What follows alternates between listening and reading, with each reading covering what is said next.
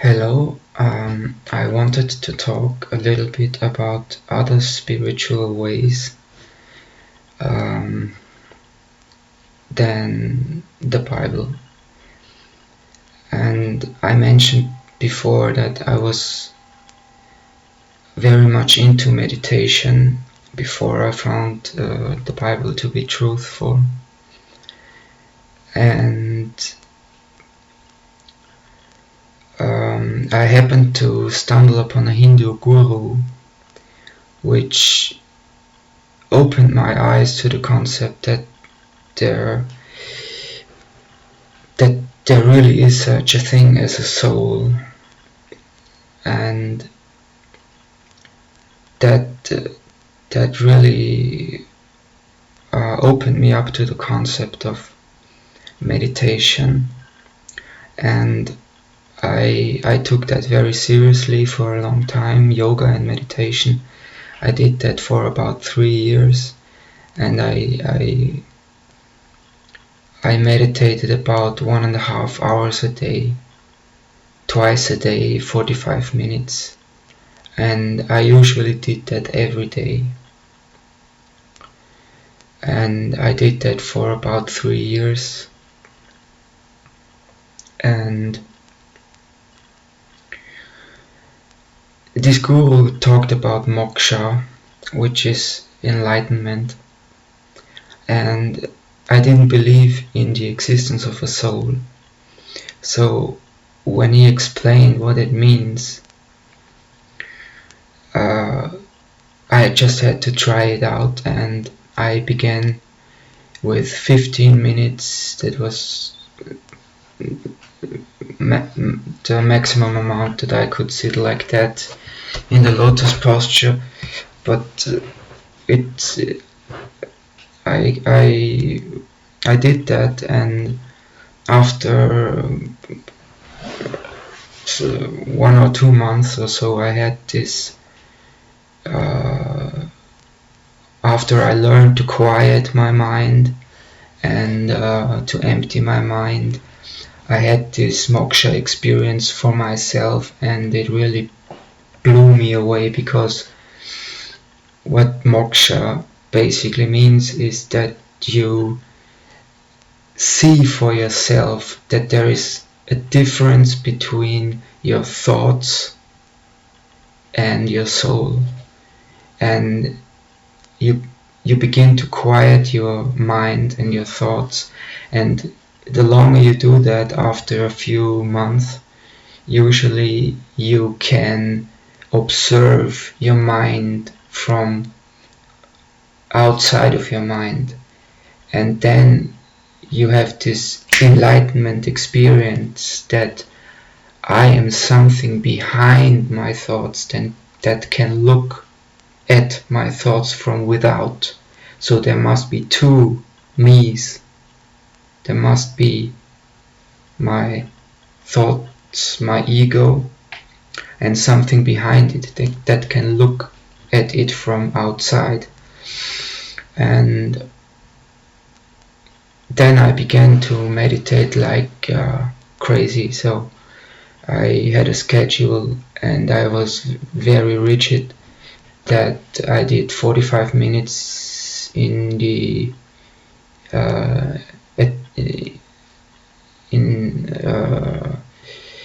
in the afternoon, and 45 minutes after breakfast, so that I had 1.5 hours of meditation a day, and I did that every day rigidly for 2 to 3 years. And the first year, I think I had maybe 4 or 5 days without meditating, so I took that very, very seriously. And after that moksha thing, I really got into Hindu philosophy and different kinds of meditation and yoga and theosophy. Helena Blavatsky I even have the books, The Secret Doctrine 1 and 2, Anthropogenesis, and all this. So I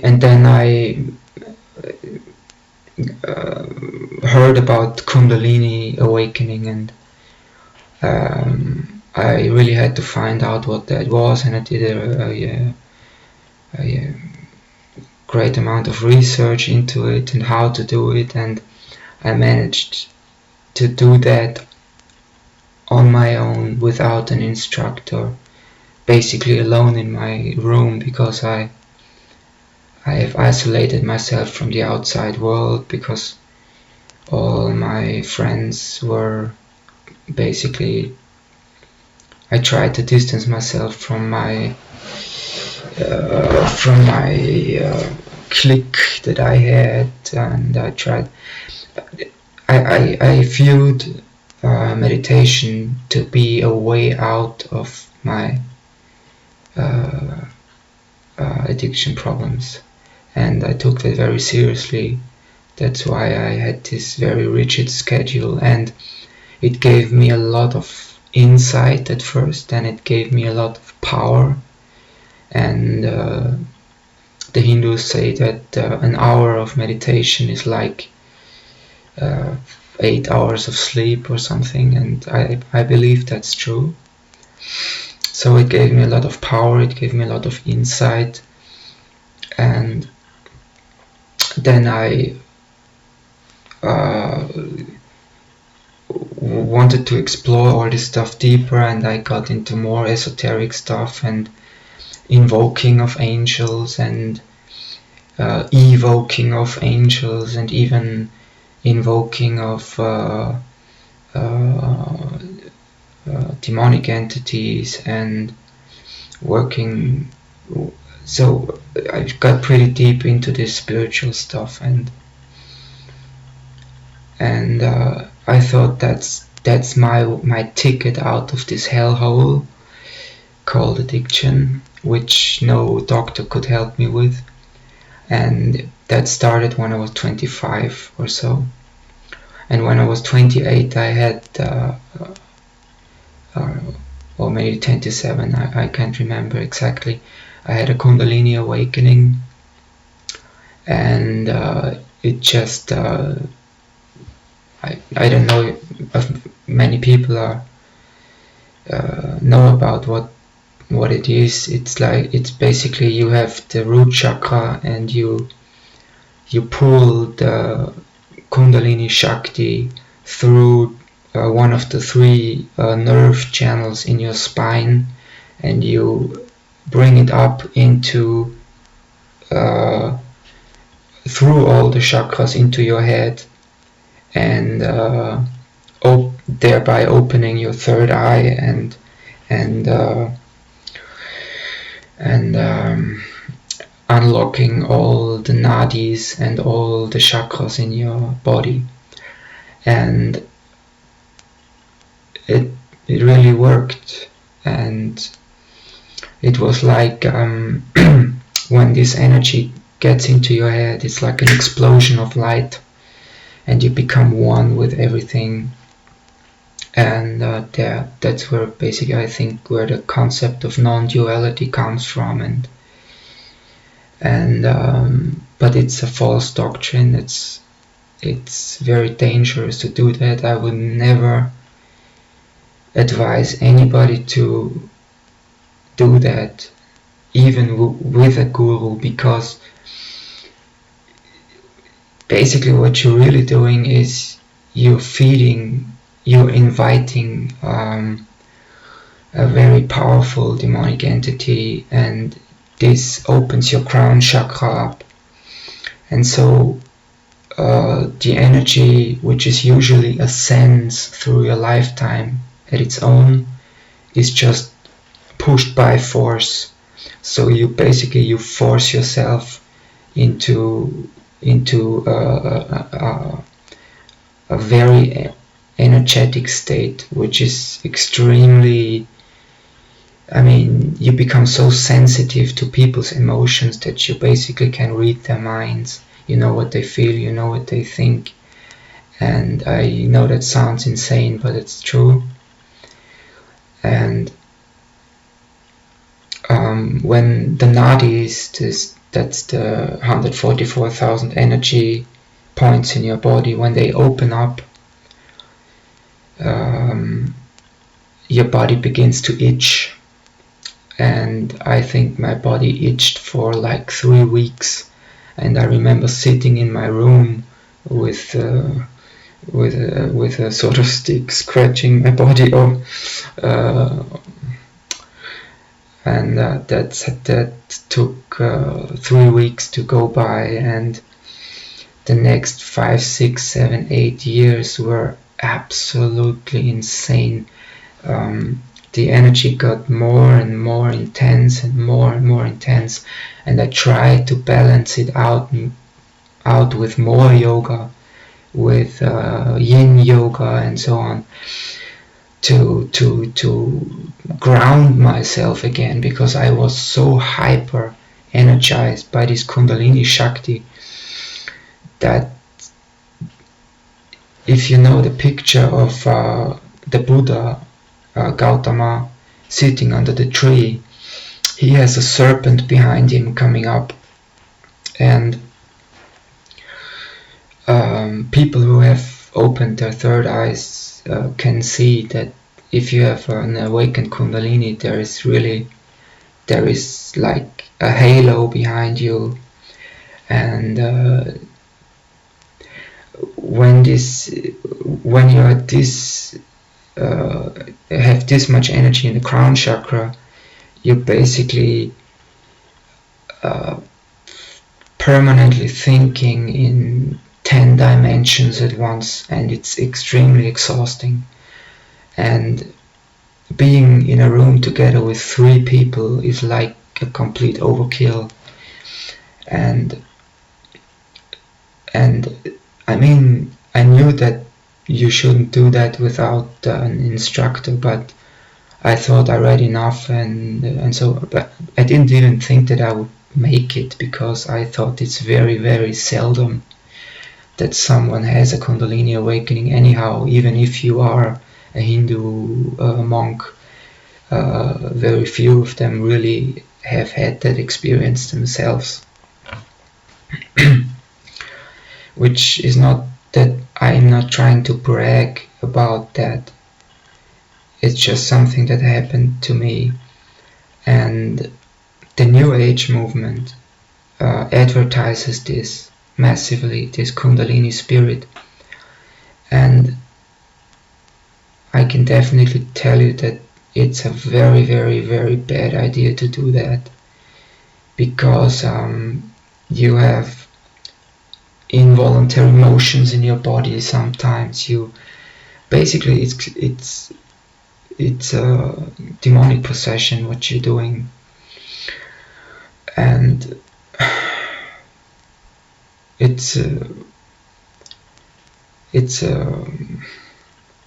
I mean, there are people who think that using demons is a good idea. So if you think that's a good idea, then be my guest and try it.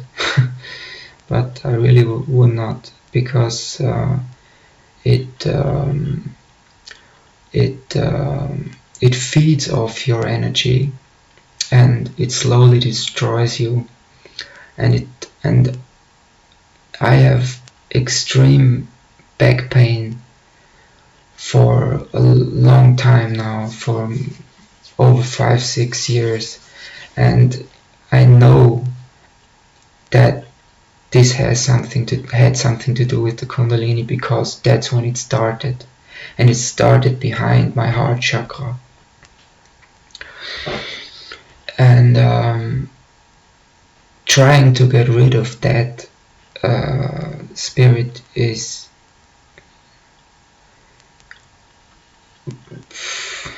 I wouldn't even know where to start. So if you have aroused this energy, that's you just have that. And in my opinion, the only way that can bind that and cast it out is if Jesus himself intervenes in your life and I think that I was blessed that that really happened to me. But I made 3 MRIs, or 2 or 3 MRIs, because of the intense pain. I did X-rays, I went to doctors, I even was in the hospital for acute pain, and they couldn't tell me anything. They just told me that your spinal discs are damaged, all of them, up through the neck, back, down. So and I was healthy before, and I had no back problems at all, ever. Ouch. So I saw the X-rays, and one of the doctors told me that he has never seen someone at that young of an age with a spine that is curved in such a way like mine. It's insane. I had a curvature to the left of 21 degrees, which he said usually that happens if you drop from a height of over 5 meters. And that's the first question he asked me: how high did you fall? And I told him I didn't fall. And then he said that's not possible. There must have happened. And of course, if you tell the doctor, yeah, I had a Kundalini Awakening, he's gonna send you to the mental home or something. So yeah, before all this happened, and on the 29th of November 2014, when Jesus revealed himself to me, when basically a white light fog enveloped me, and he talked to me, but not like in meditation, where you hear the spirits inside your head and you can communicate with the spirits inside your head. He did not talk to me like that. He talked to me like he was standing beside me and was talking to me loudly into my ear. And when this energy hit me, I was in excruciating pain, and I thought I was going to die. That's why I started praying, and the pain immediately went away. And that alone, when I think back, was a miracle, because I can't imagine any pain medication that would have taken away that pain that I was in. It was like all my blood is on fire, my bones are burning, and it felt like I was on fire or something. It was excruciatingly painful, and this energy, when Jesus came, this white light took it away, and the demons that I conjured up knowingly and unknowingly through meditation, when the first day that I opened the Bible, they began to really freak out, and it was unbelievable. So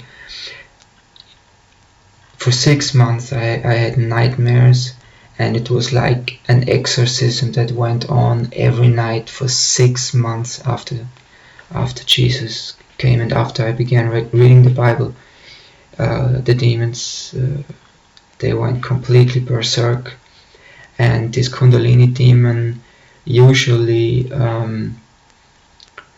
at least I heard someone speak about it, that this is one of the demons that you usually cannot get rid of very easily. So but I didn't even really believe that there is demons or something, or like that it's demonic to do this. I thought that Kundalini is, in reality, it's the goal of yoga. It's the highest form of yoga, Kriya Yoga. that's what I believed, and that's why I did it. And in fact, I had 2 occasions where I had a full-blown Kundalini Awakening, and that thing then twisted my whole spine, destroyed the spinal discs and so on. It happened very, very shortly after I had the Kundalini Awakening, so in my mind I'm 100% sure that it came from the Kundalini experience. And this stuff is very much advertised by the New Age movement, and it's very dangerous to even get into Hindu philosophy or theosophy and all this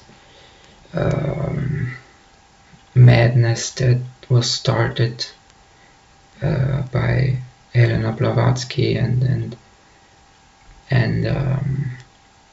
these powers that you think you can control, they just slowly consume you until you are nothing but a slave and a shell of a human being, and they abuse you, torment you through many different ways: nightmares, pain, arthritis, and just constant chatter in your mind, 5 voices at once talking about the whatever, quantum physics, and you are so deceived that you think, I found enlightenment, I'm so much more intelligent, I can read other people, and I understand so many esoteric concepts. It just comes to me. I don't even have to learn it, it just comes. It's like a download into my brain, and it took me a long time to figure out that this was not a good thing. That was very, very, very bad for me, and I hope to God that my back problems will heal through the power of the Holy Spirit, and there is only one Holy Spirit. And I even watched an interview with a New Ager who had the exact same experience like me.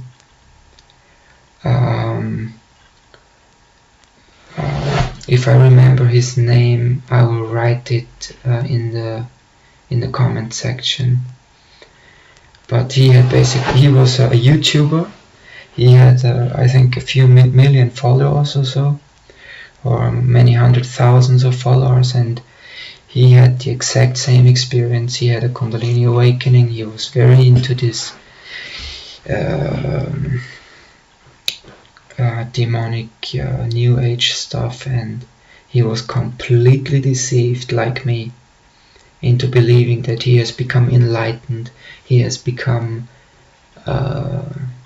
humanity 2.0, and it's just that's not real. That's insane. That's extremely dangerous, and I would never recommend trying to arouse this spirit, this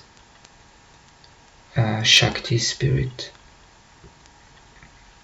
Thank you for listening. God bless.